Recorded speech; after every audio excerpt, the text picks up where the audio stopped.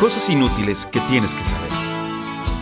Donde te enseñamos cosas que no te van a servir de nada, pero siempre es bueno saber.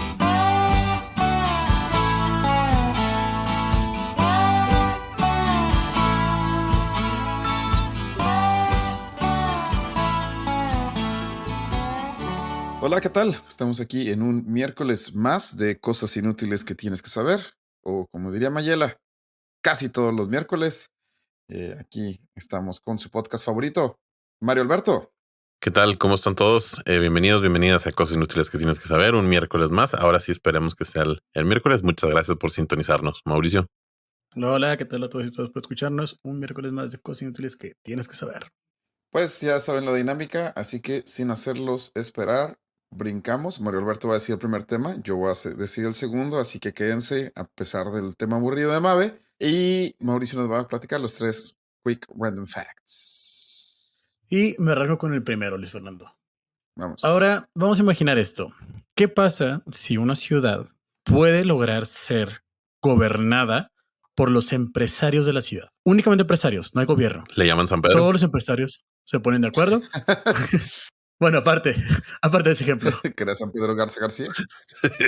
Bueno, esto realmente sí lo logramos ver más o menos por 1695, cuando en Bruselas, durante un ataque de los franceses, cuando llevaron la invasión, resulta ser que hubo un enorme bombardeo el 13 de agosto de 1695. Este bombardeo hace que todos los problemas... ¿Qué? 695. 1695, man. 13 de agosto de 1695. ¿Hubo un bombardeo? ¿Hubo un bombardeo en 1600? Ok, sí. Es un intenso bombardeo con cañonazos, ¿ok?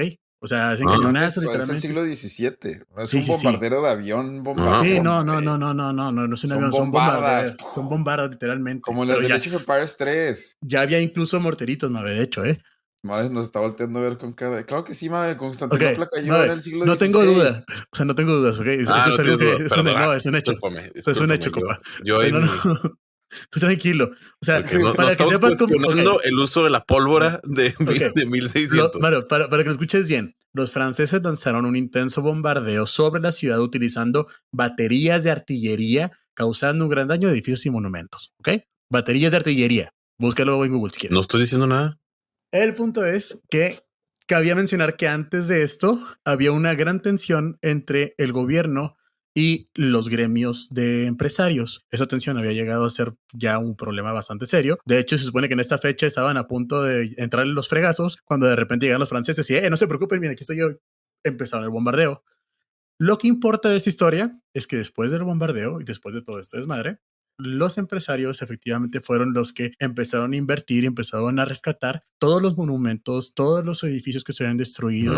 Básicamente fueron los que empezaron a hacer que funcionara el comercio nuevamente en Bruselas y son ellos los que rescatan básicamente la ciudad de manera que pueda funcionar. Dicen que fue uno de los puntos de la historia en los que hubo más desarrollo, crecimiento y recuperación por parte de un lugar, como quien diría, una ciudad, después de haber sido básicamente arrasada. Y fue como que nuestra breve forma de ver qué es lo que pasaría si estos gremios hicieran cargo. Cuando hablo de gremios me refiero a los panaderos, los camiseros, los sí, claro. Sí. Y con el tiempo esto se volvió algo bastante famoso, bastante como bien visto por parte de la ciudad de Bruselas, que mantuvieron en su gran plaza estas 28 o 38 creo que son edificios de los gremios que se fueron construyendo a lo largo de la historia y que fueron representando esta época de recuperación de Bruselas. Hoy en día, lógicamente, ya están bajo un gobierno, ya tienen instaurado todo como lo hacemos normalmente, pero esta breve historia es reconocida y recordada en esta plaza, que si van, de hecho, es impresionante. Si buscan una foto de la plaza, es demasiado impresionante cómo se ven todos los gremios, cómo se ven los edificios enormes, imponentes, y pues básicamente ya hoy en día ya está la Casa del Pueblo también ahí, que es como que el estado de gobierno. Ahora, está chido. No sabía qué padre. Es cute. Yo creí que hace la Segunda Guerra Mundial. Sí encontré varias, pero no. No, 1695. Y sí había cañones. Aunque Mave todavía no nos cree. No, está bien, yo les creo. Ok, Mave, pues hablando de creer, vamos a creer en tu tema. Ahí les doy. Amigos, amigas de Cosas Inútiles, bien es sabido que mientras aumentan las entradas del cabello o las crudas duran días y no horas, uno comienza a cuestionarse su existencia terrenal por esta esfera llamada Tierra. Inicia su dilema si dejará o no algún tipo de legado importante. Algo No. por lo cual ser recordado, aparte de, en mi caso, ser extremadamente malo al fútbol, básquetbol, voleibol o cualquier cosa que involucre un balón, O sea, o fíjate que ni siquiera pelota tengo o que alberca. especificar cuál fútbol. Los dos están Sí, no, ya no, sí, sí. resueltos. Sí, Básicamente sí. cualquier cosa que no sea correr, a mí no cuenten conmigo. Todas y todos, o podríamos decir que la mayoría, queremos algo de trascendencia a la hora de partir. Y es que a lo largo de la historia no han sido pocas las personas que nos han demostrado que con valentía, trabajo o un chingo de mala suerte, o buena, dependiendo de qué lado lo veas, puedes llegar a ser algo tan grande en tu vida que sea recordado por cientos o miles de años por las demás personas. Desde que le pongan tu nombre a un país, como Bolivia, por Simón Bolívar, o un estado, como Hidalgo, una ciudad, como Juárez, una escuela, como Melchor Ocampo, o ya he perdido una calle, como Gómez Morín. La lista podría seguir y seguir, pero la idea es muy simple. Hacer algo tan importante que tu nombre y tus hazañas sean inmortalizadas por el resto de los tiempos. Y podré llegar a ser eso que tanto anheló Hércules en la película con su mismo nombre y la voz más fresa que ha visto el doblaje latino. Podré llegar a ser un... Héroe. No solo quiero ser un héroe. Yo Así solo es. quiero ser un héroe. Así es, un héroe. Amigos, amigas, hoy daremos un paseo por algunos héroes y heroínas que han pisado el continente americano y, para ser más precisos, por Sudamérica. Creo que es bastante justo que si ellos se tienen que aprender la historia de Pancho Villa, nosotros debemos aprendernos también un poco de su historia, allá por debajo del Darién. Aparte que la Europa tiene muchos y muchos, una flojera. Entonces, qué Sí, flojera. qué flojera. Sí, pero no es que nos llevan 2000 años, entonces creo Sí, que también. sí, no, no es mucho. Para entrar en contexto, algo muy simple. ¿Qué es un héroe? ¿Quieren adivinar? Según la RAE, antes de que empiecen. Yo iba a decir algo de algún quote de la película de Hércules. No, pues Fuera del lado no. filosófico, la RAE, ¿alguna idea? Alguien que tiene algún hecho heroico. No. Ahí les va. Según la RAE, un héroe es el varón ilustre y famoso por sus hazañas o virtudes. ¿Qué? O sea, literalmente dice varón. Sí, el varón ilustre y famoso por sus ¿Varón hazañas con o B o virtudes. con V? Sí, Con también V. quiero saber eso. Con Con V. V, güey. Pero Güey, espérense, bueno. ¿me permiten? Pero Porque que es puede decir héroe y no heroína. Ahí heroína. está. Gracias. Ok. Y antes de que Ya. comiencen con sus comentarios de género, déjenme decirles que a diferencia de muchas palabras que quieren ponerle que tiene otro, esta sí tiene dos géneros. Existe héroe y heroína. Y dice básicamente lo mismo. Heroína es, según la RAE, la mujer ilustre y famosa por sus grandes hazañas y hechos. Muy bien. Ok. ¿Esto está chido? Muy bien, O sea, Ray. Gracias. sí, la RAE. Punto para Además, la RAE. héroe ya termina en E, Pues sí, ¿no? Bueno, sí, o sea, no es héroe, sigamos. dices tú. No sé, o héroe, Es que a mí todavía me causa un poco de conflicto cuando las que terminan en ente, como presidente. como presidente. Aunque la Rey sí acepta presidente. Sí, sí, existe presidente. Pero Pero pues presidente ya está neutro. ¿Por qué le pues, pones otro? todos los que vienen de verbos. Pero bueno, vamos. Por ejemplo, Manuel. cantante también es neutro, ¿no? Sí, estudiante, porque todos esos vienen de verbos. Estudias, eres un estudiante. Cantas, eres un cantante. Atacar, atacante. Sí, eres un presidente. ¿Quién dijo eso? No fue Mauricio. No, sí, de eso es. No, pues sí. De hecho, hay Yo sé que hay es eso. como Yo un sé. reel muy padre de un que le dice, oiga, es que usted preside, es presidente. Yo no soy presidente. Pues, pero fíjate que no todos, porque actuar, pues es actriz o actor, no Buen punto. actuante.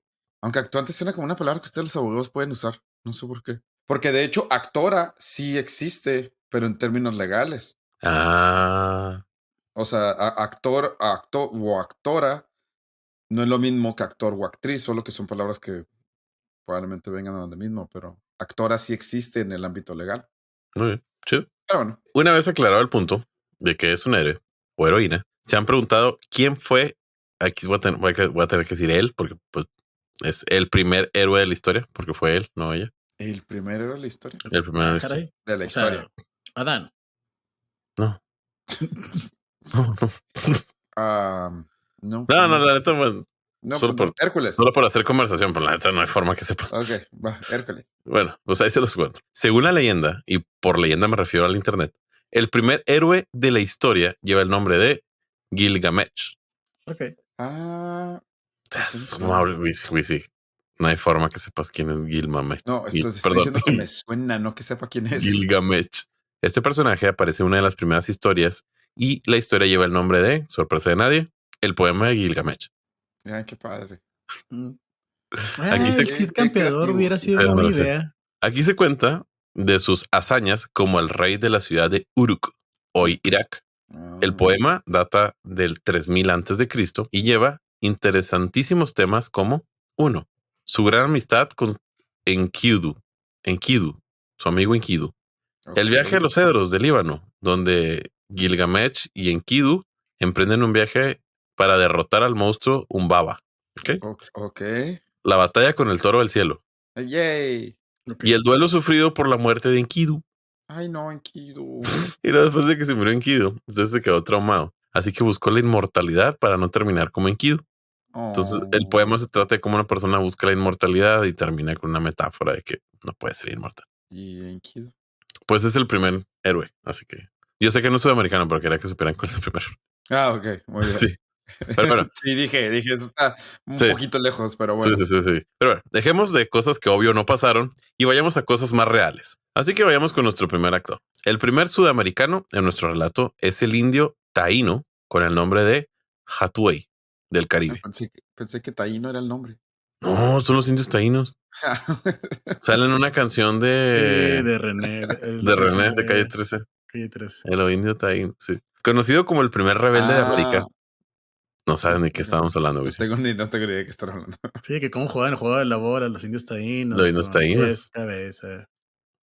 Sí ¿Con qué es. parte del cuerpo jugaban pelota los indios taínos? Bueno, Ah, como el primer rebelde de América, a este se le conoció como el primer rebelde de América. Este luchó contra los españoles en Cuba y en la Española. ¿Saben qué es la Española? Sí, la isla donde está la República Dominicana. Ya sé. Sí. Bueno, pues, este, este personaje sobrevivió a una de las muchas masacres ordenadas por los gobernadores. Se reagrupó y organizó un contraataque contra los españoles en Bayamo. Convenció a sus compañeros indígenas diciéndoles, los españoles no adoran a ningún dios, a lo único que adoran es al oro. A lo que los españoles dijeron, ok, A pero no ver, digas a nadie. equivocado no estás. Pero se dieron con todo en la batalla, sin embargo, Hatuey fue capturado. Los españoles, sin perder el tiempo, lo subieron a la hoguera. Antes de prenderle fuego, un fraile le dio la oportunidad de arrepentirse de sus pecados y pedir perdón a Dios. No para que le perdonara la vida. De que lo quemaban, eso ya estaba en el orden del día. Pero para Sí, sí, que sí. se fuera al cielito. Para que se arrepintiera y sí pudiera entrar al cielo, como que no se le perdiera ahí la papelería a San Pedro y que le abrieran las puertas. Hatuey respondió a la petición de la siguiente manera. Fraile, si en el cielo que mencionas habrá españoles como tú, prefiero ir al infierno. Oh. A lo cual los españoles dijeron, ok, segundo golpe bajo. Póngale leña verde. Dejemos a Hatuey y pasamos a nuestra primera heroína de la historia, Manuela Sáenz. Yay. Militar ecuatoriana, famosa por su lucha independentista. Dentro de sus hazañas está su participación en la batalla de Ayacucho, en la conspiración llamada la Septembrina, donde salvó la vida del mismísimo Simón Bolívar, acto por el cual Simón le dio el apodo de la Libertadora del Libertador. Era emblemática ya que peleaba a caballo, uniformada y en la línea de batalla al costado de los varones. Desafortunadamente, bueno, que no era algo muy visto en ese entonces. Sí, no era muy Dicen, común. sí, Sí, sí, sí, era sí, muy sí. común. Desafortunadamente, cuando murió Bolívar, ella fue fuertemente criticada, mandada al exilio y murió fuera de su país. No, pobre de Pasamos la a La Vaya. Plata. Libertadora del Libertador. Yo no la conocí, ¿usted la conocía? ¿No? Nope. Pasamos a La Plata con José de San Martín de Argentina, quien es el primer soñador de la independencia no solo de Argentina, sino de Chile y Perú. Chile. Alegría. La historia de este personaje da para un capítulo entero, pero su vida se reconoce por dos cosas: sus triunfos en el campo de batalla y por ser un recio creyente de sus ideales. Uno de sus ideales era el de no pertenecer a ningún poder político. Se retiró una vez concluida la guerra para morir modestamente en su cama. Y Ay, qué qué bueno, lindo. porque en ese entonces América Latina se estaba dando de golpes entre ellos para formar los países que conocemos hoy en día. Muy bien. Es que era un solo como cachote. Sí, sí, sí. Pues sí, como pasó con todos. Sobre todo en Sudamérica, como México estaba muy definido territorialmente. Bueno, también nos dimos contra los gringos ahí por. Sí, pero sí era otro rollo, porque no eran españoles. Ellos Pues, eran entre ellos. pues sí. Sí, sí, sí. Y como que sí acababa las cosas ahí como que por abajo de Tabasco, ¿no? Como por esa área, como que algo lo Sí, no como. delimitaba. Ajá. Sí, no había mucho por el istmo. Istmo. Continuamos con dos personas que en lo personal yo no conocía. Tupac Amaru II y Micaela Bastidas. Estos fueron dos líderes indígenas peruanos que desempeñaron un papel clave en la lucha por la independencia durante el siglo XVII. José Gabriel Condorcaqui, nacido en el hoy Perú, reclamaba ser descendiente inca, por lo que se cambió el nombre a Tupac Amaru II. Ya con un nombre mamalón y harto por la explotación y opresión sufrida por los pueblos indígenas bajo el sistema colonial español, se levantó en armas contra los españoles en 1780. Se puso Tupac Amaru en honor al último líder inca ejecutado por los españoles. Aunque la rebelión fue finalmente reprimida por las fuerzas coloniales, su legado perduró como símbolo de resistencia y lucha por la igualdad. Tupac Amaru II fue capturado, torturado y ejecutado en 1781. Sin embargo, su figura sigue siendo un ícono de la historia peruana y latinoamericana. Una de las partes importantes de esta historia es que peleaban en pareja, con Micaela Bastidas, su esposa. Ella organizaba y movilizaba las fuerzas rebeldes junto con él. Peleaban en pareja. Qué chido, ¿eh? Qué interesante. Entonces, interesante. Wow. Para concluir el tema, pues tenemos el más famoso de toda Latinoamérica. ¿Quién es? ¿Alguna idea? Sí sé quién, pero no. Sí, Simón Bolívar. Simón Bolívar. Bueno, Simón José Antonio de la Santísima Trinidad Bolívar Ponte y Palacios Blanco. Nacido en Caracas el 24 de julio de 1783, más conocido como Simón Bolívar o el Libertador. Este compa es famoso por no solo ayudar en la independencia de un país, sino de varios. Fue el líder fundamental de la independencia de lo que hoy es Venezuela y Colombia, contribuyó a la independencia de Ecuador, ayudó a conciliar la de Perú, fue la inspiración en la última etapa independentista de Panamá y estuvo involucrado en la fundación de Bolivia. Básicamente se dedicó a darles la torre a los ahorros de España. O sea, él dijo, España, tú ya estuviste mucho tiempo. Ya hubo bastante, Sí, yo creo ya que mira, ya eso. vimos que México sí pudo, ahí los gringos ya también, pues, y sí. Sí, le dio el fondo de ahorros de España. Y por si agarrarse espadazos y mosquetazos con los españoles no fuera suficiente, también fue legislador, redactor de constituciones, ambientalista y jurista. Hijo, yo no. Y jugaba dominó con los Sí, tocaba los maracas de. Sí, Yo no sé qué es jurista y la verdad lo iba a investigar y no lo investigué. Si alguien sabe. Pues Jurista. Mauricio. Pues jurista es una persona que estudia derecho, o sea, leyes. Una persona que crea leyes, estudia las leyes, tiene como ciencia de rama las leyes, es un jurista. ¿Y por qué no dicen Señor que hace las leyes. abogado? Sí. Pues no, o sea, se entiende que las personas que son reconocidas como personas que han tenido voz en el derecho son juristas, o sea, viene desde Ulpiano de Roma, que era un jurista de Roma, o sea, ¿me explico? Ok. Ya, Bueno. como dijiste jurista y Roma juntos, pues dije, no, sí.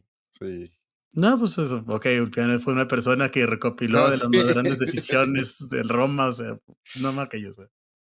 Eso tenemos una historia que después les cuento más a fondo. Bueno, pues entonces Simón Bolívar. Simón Bolívar. El por qué la moneda se llama el Bolívar. No. Los bolívares. Sí, es cierto, Bolívar. En Venezuela. Y porque Okay. Bolivia se llama Bolivia. Bueno, eso sí lo habíamos dicho ya. Bueno, pues este compa llevó a cabo el Congreso Anfictiónico de Panamá para crear una confederación hispanoamericana que uniría desde México hasta la Argentina.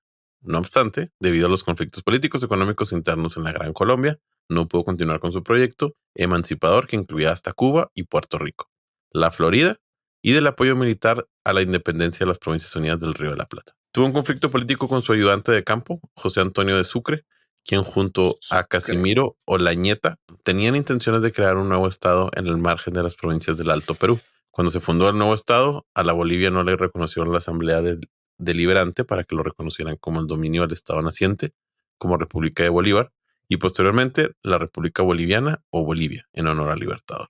El legado de Simón Bolívar es amplio y complejo, aunque sus ideales de su América del Sur unida no se reconcretaron como él esperaba. Su liderazgo y su lucha por la independencia y la libertad continúan siendo una inspiración a la historia americana. Su influencia se refleja en la creación de múltiples países independientes en la región.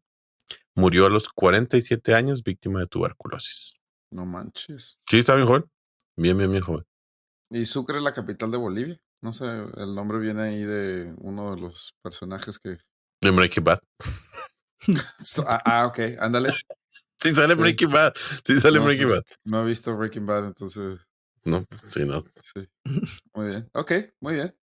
Simón Bolívar, el que ayudó a independizar como a 5 de los 7 países Sí, ya sé. de América del Sur. Igual, son algunos de los héroes y heroínas que pude. Y qué interesante que peleaban en pareja. Eso está bien Sí, gracioso. sí. Ya haber varios, ¿eh? No creo que sea, pero al rato me avento la historia de ellos dos, ya más a fondo. Muy bien, perfecto. Pues después de haber aprendido y viajado por los países sudamericanos, ¿les parece si vamos a una pausa y regresamos con el random fact de Mauricio? Go ahead.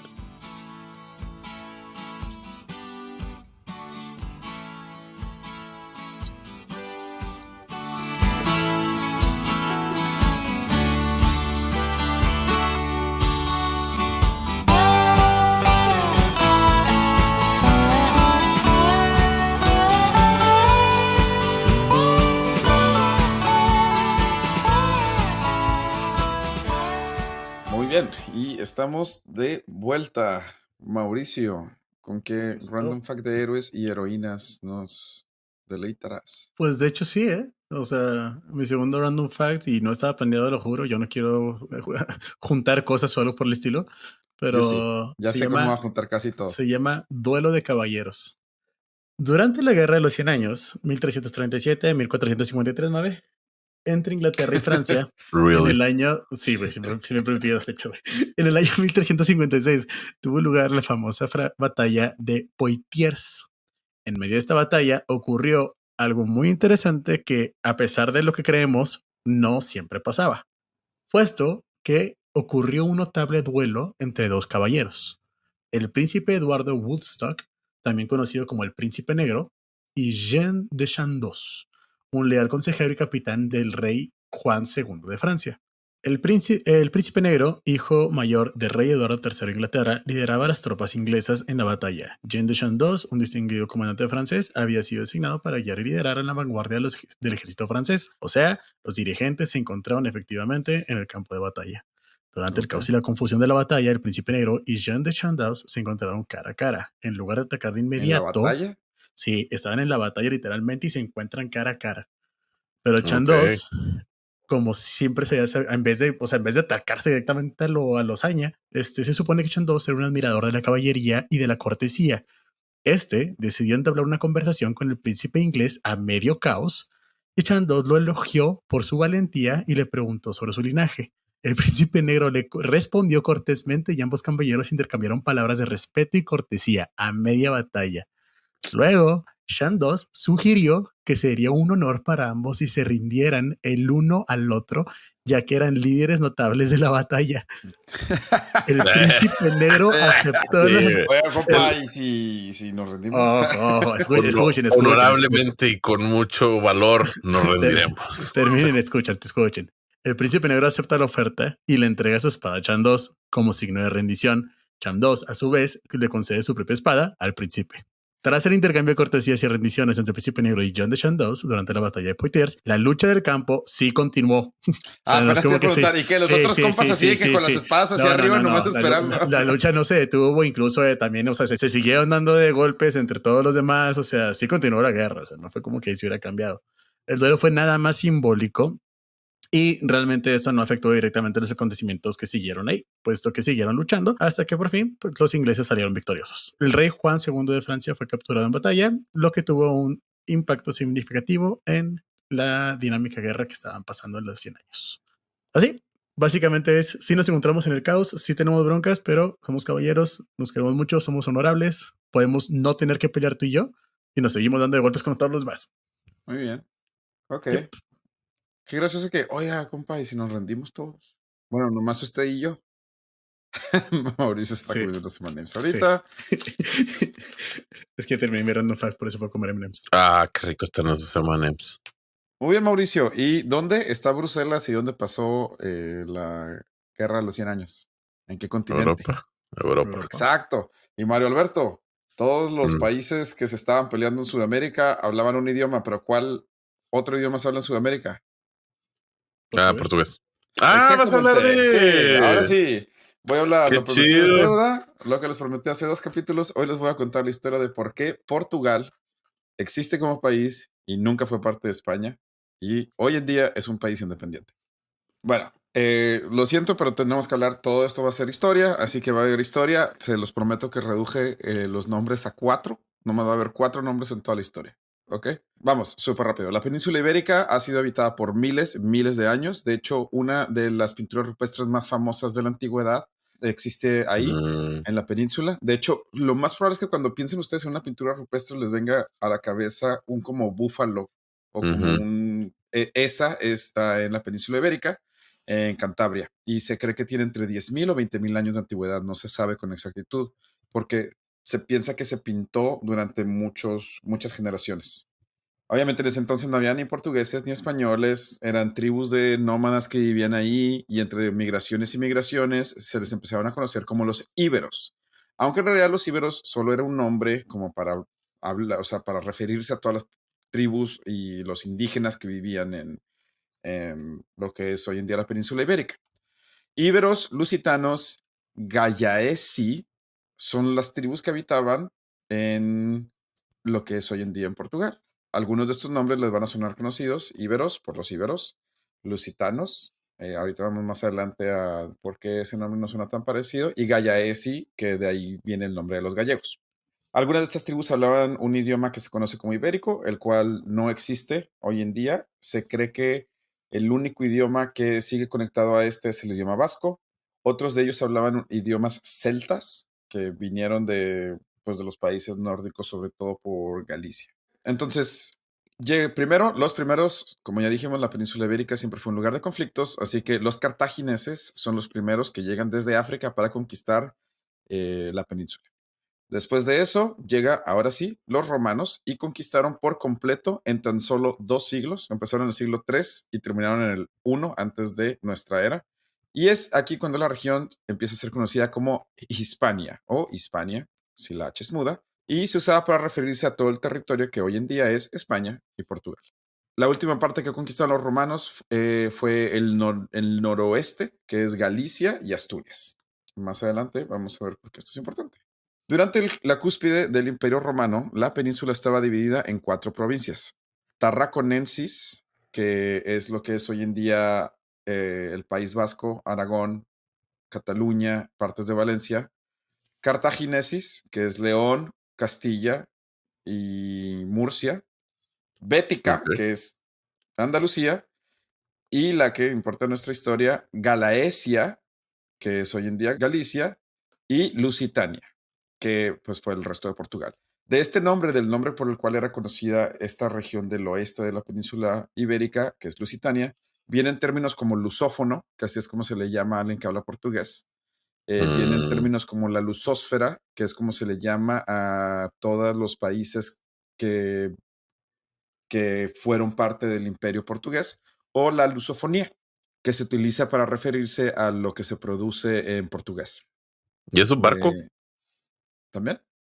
Sí, Ah, Lusitania, ¿no? Lusitania. Sí, es un barco. Hay un barco que se llama Lusitania. Sí, de Sí, hecho, pues el que hunde, ¿no? yo te arruiné esa historia. Le dije en un random fact. Ah, sí, es cierto. Sí, Bueno, me imagino que no es nada que ver, pero no no mames. tiene nada, pues no, no creo. Durante los siguientes siglos, la influencia romana en la península cambiaría la historia y, de hecho, cambiaría nuestras vidas para siempre. La mayoría de lo que reconocemos hoy en día como parte de la península y la cultura de ahí viene de los romanos. El idioma latín se convertiría tan popular que en cuestión de unas cuantas generaciones extinguiría por completo todas las otras lenguas de la península, excepto el vasco. Y el habla vulgar del mismo idioma se convertiría en lo que estamos hablando en este momento, en el español y en el idioma que Mau habló por todo un año mientras vivía en Brasil. O sea, Es correcto.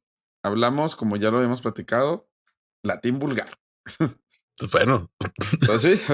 Entonces, la religión que aparecería unas décadas después en el este del imperio se volvería la más popular en la península y una característica de las personas que habitan y habitaban la península, es decir, el cristianismo.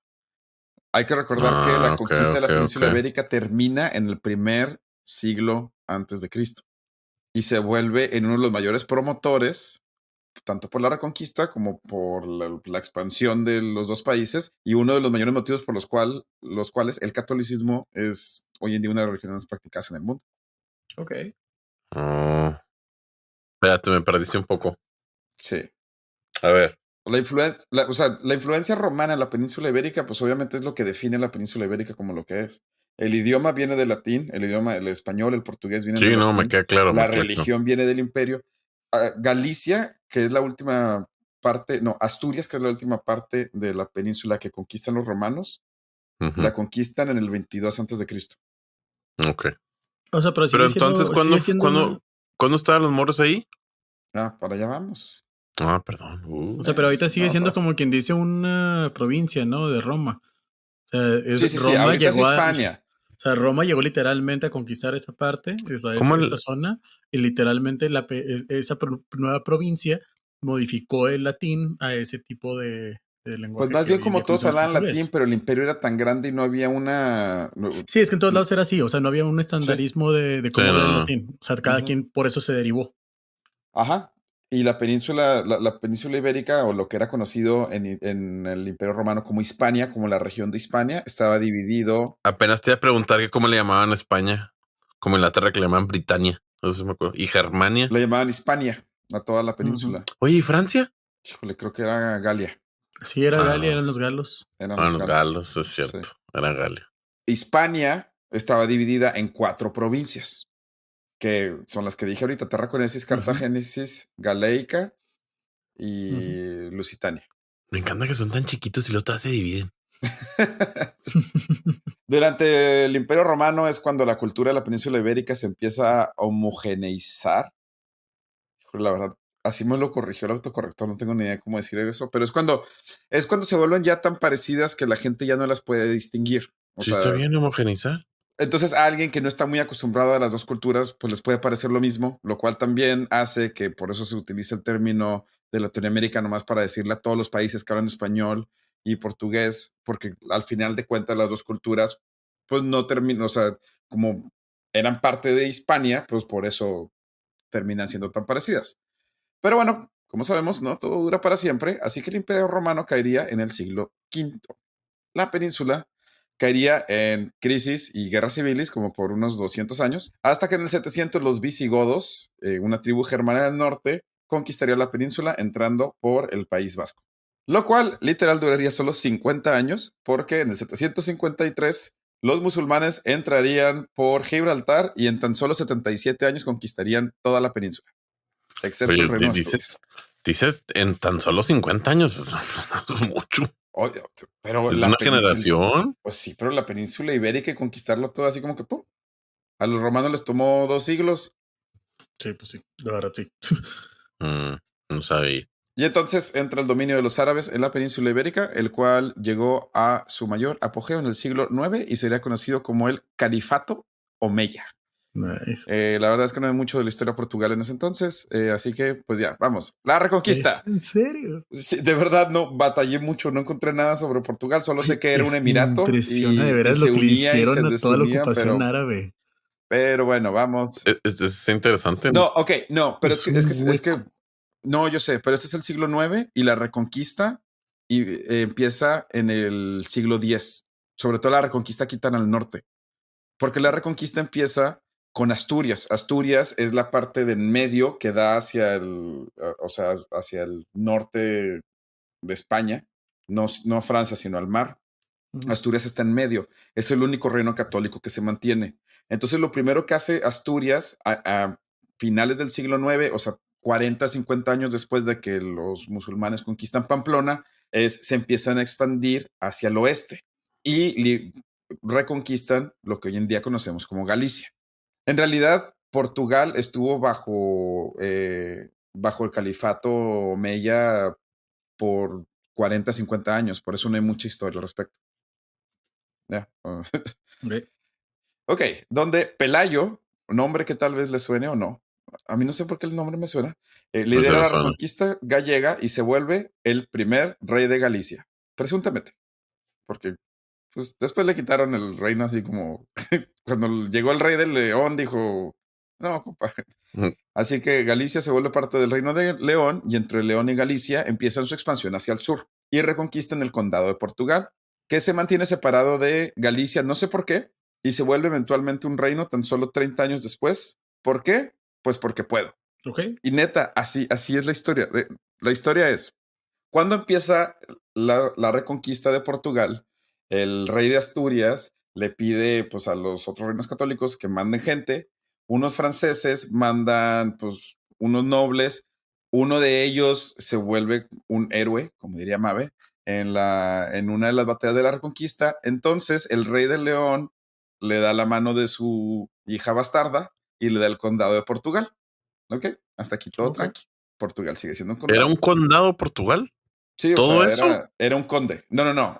El condado es lo que hoy en día se conoce como Porto, que en ese entonces se conocía como Portocale, y de ahí viene el nombre de Portugal. Eso no lo tiene escrito, pero qué padre que lo preguntaste. De hecho, no lo preguntaste, pero qué padre que lo dije. Total, pues que en el siglo XII, o sea, la reconquista pasa todo esto de que la hija ilegítima del rey de Castilla se casa con un noble de Francia. Es así como Alfonso Enríquez, con ese en lugar de Z, o Alfonso I de Portugal, nace. Cuando se muere su papá, la mamá de Alfonso, o sea, la hija bastarda del que ya no vivía, pero que había sido rey de Castilla, su mamá y Alfonso se pelean. Y neta, esa es toda la información que van a encontrar. No sabemos por qué se pelearon, pero se pelearon. Y se pelearon tan feo que Alfonso le declaró la guerra a la mamá y ganó. Así. Ok. No se pelearon por tierra, se pelearon. Así dicen todos los lugares en los que lo googleé y lo busqué, se pelearon nomás porque sí. Total que Alfonso le declara la guerra a su mamá, gana, se nombra a sí mismo como rey de Portugal y luego pues Castilla le dice de que, oye, pues no, y ¡pam, pam! Se pelean en Valdevez, ahí un pueblito, y luego después para demostrarle al Papa que es un verdadero rey cristiano, Alfonso va y gana la batalla de Urique. No, amigo chihuahuense, no el Urique que está pensando. Este Ok. es Ourique. Y pues ya Alfonso le dice al Papa, le dice, oiga, Papa, ¿y si me reconoce como rey de Portugal? Y yo le paso acá un dinerito para que no batalle todos los fines de semana. Y pues ya, así se crea el reino de Portugal. Y Ok. bueno, por la batalla esta de Valdevez que pelean el rey de Castilla y Portugal y que gana el de Portugal, le concede y lo reconoce como el rey de Portugal. Portugal se queda con la mayoría de las tierras que eran de Galicia, Mm, excepto por lo que hoy en día conocemos como Galicia, pero Galicia en realidad todavía se extendió un poquito más al sur. Y pues ahora sí, la reconquista está todo lo que da. Portugal, los reinos de León, Castilla, Portugal, Galicia, Navarra y Aragón están dale y dale y dale y conquistando y conquistando. Entonces, pues durante un rato, pues nadie se pelea, nomás están así de que, pues vamos, Santiago, conquistas poquito allá y poquito acá. Para el siglo XIII, Portugal ya básicamente había reconquistado el territorio que hoy en día conocemos como el país. Ahora sí ya estamos entrando a los años, ya estamos en el siglo XIII, siglo XIV. Esos son los años que ya la gente ya más o menos van a empezar a reconocer algunos de los nombres de los que estoy hablando. Lo que estaba pasando en la península es que todos estos mini reinos se empiezan a unir. Primero se unen Castilla y León, porque uno de los reyes le da las tierras a sus hijas y el rey de Castilla dice, nada, las quiero yo. Y las conquistó. O sea, las tierras, no a las hermanas. no lo sigo. Sí, no, pues eran sus hermanas. Ay, sí, Y ya perdón. después de que es Castilla y León, pues ahora el llamado Reino de León, de Castilla, le dice a Galicia, oye Galicia, pues sabes qué, pues ya eres parte mío. Y Galicia dice, ay, no. Y pues León dice, no, pues sí, y ya. Así, Simple así como literal, eso. dijo, ajá, sí, para que no, para que se dejen de pelear con ustedes, Galicia ya es parte de León. Pero en este entonces el territorio entre Portugal y León no era tan grande, entonces León no podía, o Castilla, no podía tratar de conquistar Portugal. Del otro lado, Aragón ya se había anexado a Navarra, primero por familia, o sea, las buenas, y después por las malas, a las armas. Y Ok. pues como ya vimos, el reino de Valencia en realidad nunca dejó de existir y siempre fue parte del reino de Aragón, porque ya escuchamos la historia de Jaime el Conquistador. La reconquista en tierras españolas seguía. Portugal miraba así como de reojo nomás para asegurarse que Castilla no se le quisiera Se lo pasar la locara. frontera. Y de hecho sí lo intentó porque a finales del siglo XIV Portugal se quedó sin heredero. Entonces la hija del rey que se acaba de morir estaba casada con el rey de Castilla. Y Castilla dijo, ¿por qué no nos unimos? Y Portugal dijo, pues no, porque aquí hay un hijo bastardo del mismo señor. Y ahora él es nuestro rey. Y ya. Bueno, sí hubo una batalla y la ganó Portugal y por eso Portugal mantuvo su independencia. Y ahora sí estamos entrando a finales del siglo XV, cuando se ponen las cosas interesantes, porque viene el descubrimiento de América, estos dos países se empiezan a expandir. Y aquí hay un periodo de 60 años, los cuales definen por qué Portugal no es parte de España. Ok. El primero es a finales del siglo XV, Castilla entró en una guerra de sucesión porque el rey Enrique IV se muere sin heredero hombre. El reino estaba dividido, una parte apoyaba a Juana de Trastamara, que era hija del rey y estaba casada con el rey de Portugal. Y la otra mitad a la media hermana del rey Enrique, Isabel, que estaba casada con Fernando II de Aragón Ay, y no. que después sería conocida como la Católica.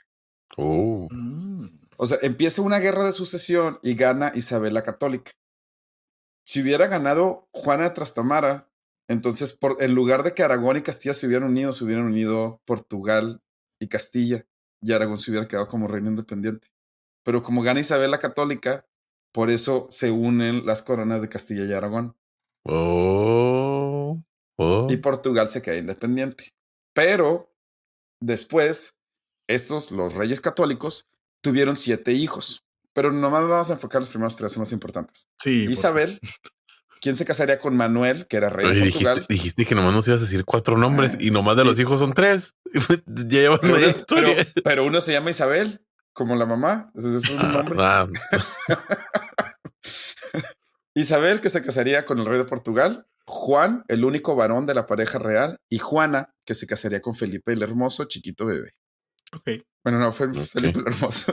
Pues dice que estaba muy guapillo. Juan se convertiría en el heredero de la corona una vez que sus padres murieran, porque era el único varón de la pareja. Sin embargo, esto no sucedería ya que se moriría a los 19 años de tuberculosis a tan solo unos meses de haberse casado. Ay, no. Entonces, para este momento, ya la corona podría, sobre todo la corona de Castilla, podía caer en una mujer.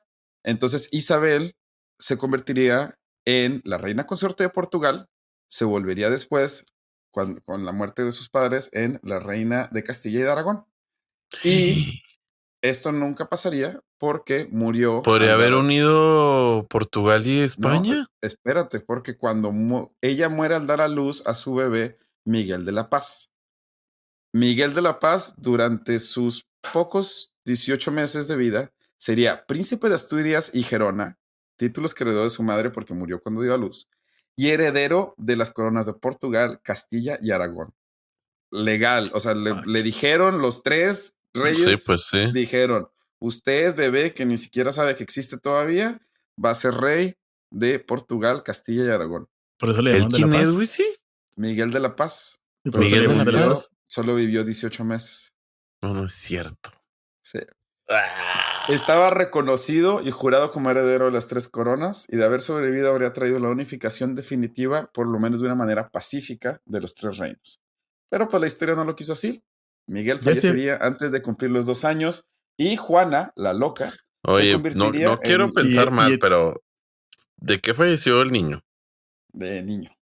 De ser niño en De Europa, ser- en la Edad O sea, Media.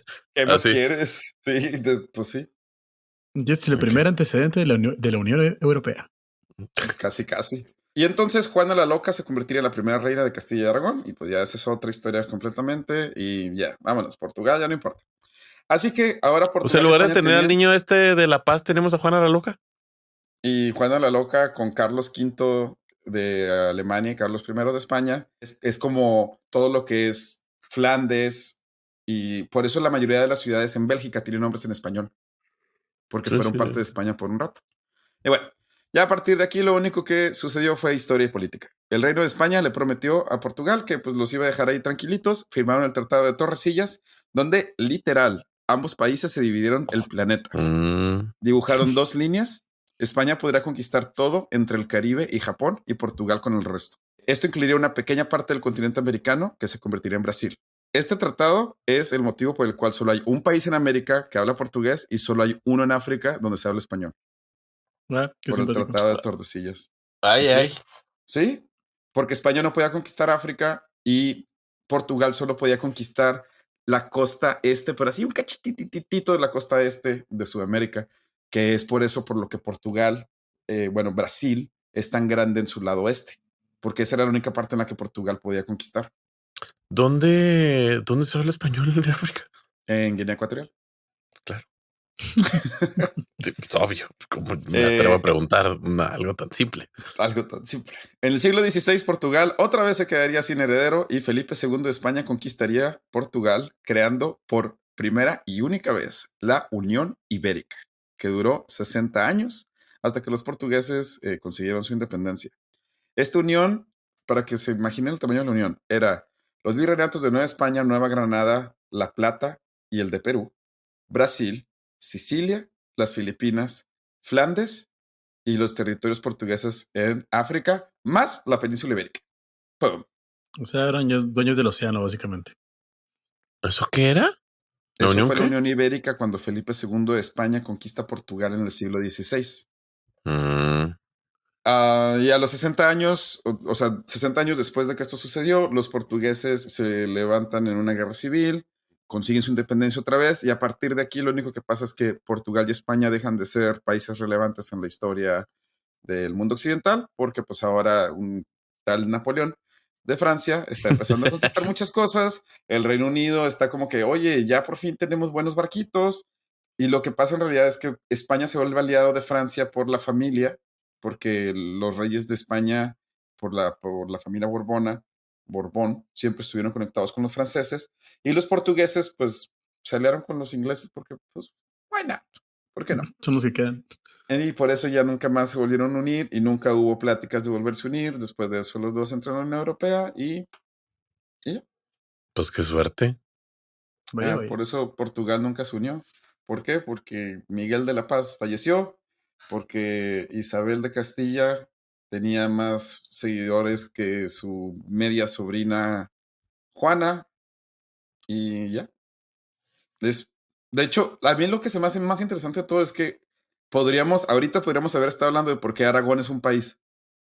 Si Isabel Ujú. la Católica hubiera perdido esa batalla, entonces ahorita esto sería de hablar porque Aragón es un país y no Portugal.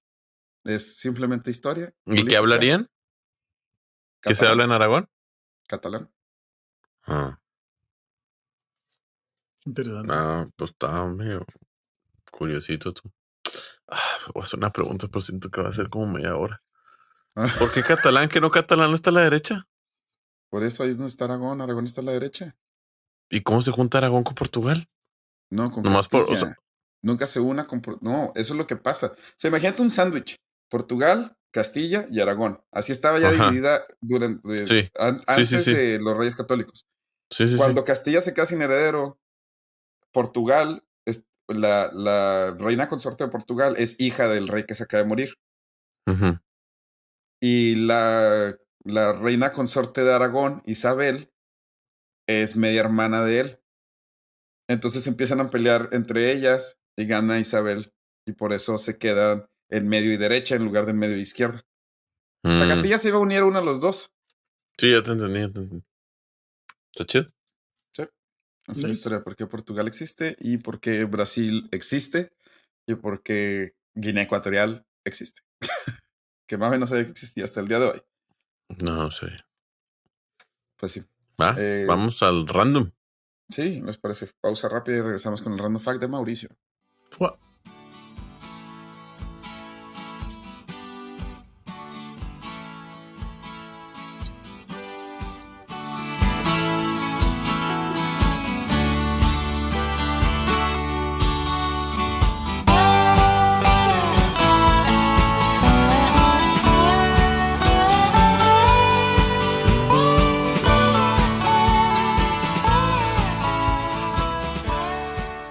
Mauricio, después de saber por qué aprendiste portugués mientras estuviste en Brasil, otro random fact. Claro, ese es el de la batalla de Canas.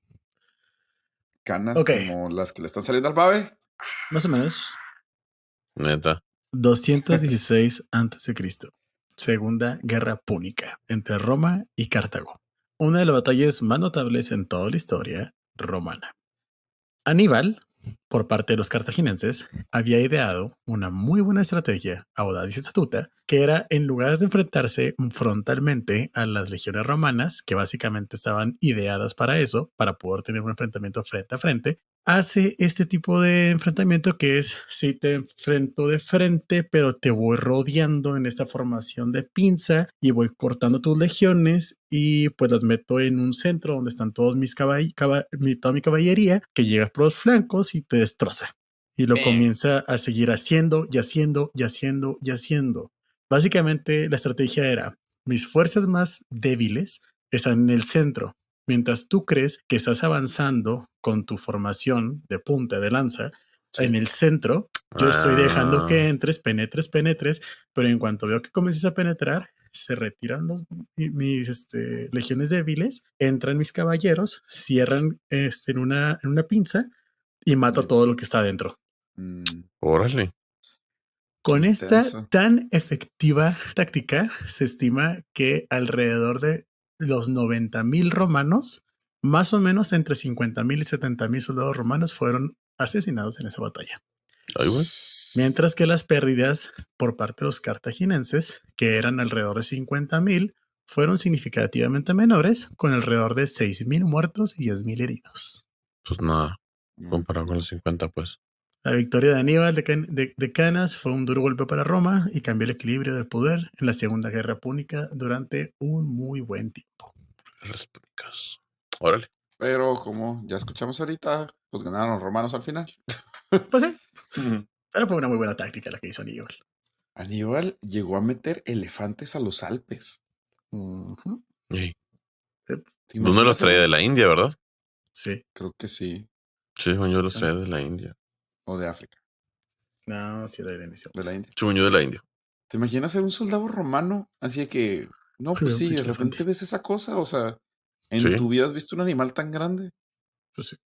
Muy bien. Bueno, pues con esto damos por terminado el capítulo bastante histórico y heroico de cosas inútiles que tienes que saber. Muchas gracias por escucharnos. ¿Algo que quieran decir antes de despedirse? Nada, nos vemos la próxima semana. Sigan escuchándonos. Muchas gracias y hasta el próximo miércoles. Bye.